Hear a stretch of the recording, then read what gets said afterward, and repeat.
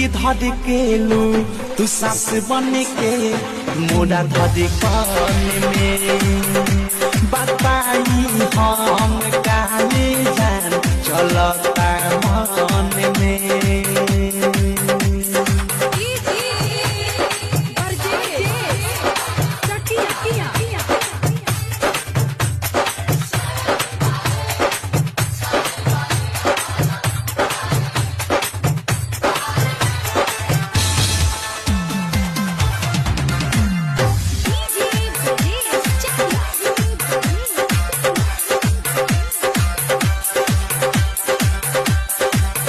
बारू दूधौ से उजर तू तो सब का से सुधर गइलू अखिया में हमारा बस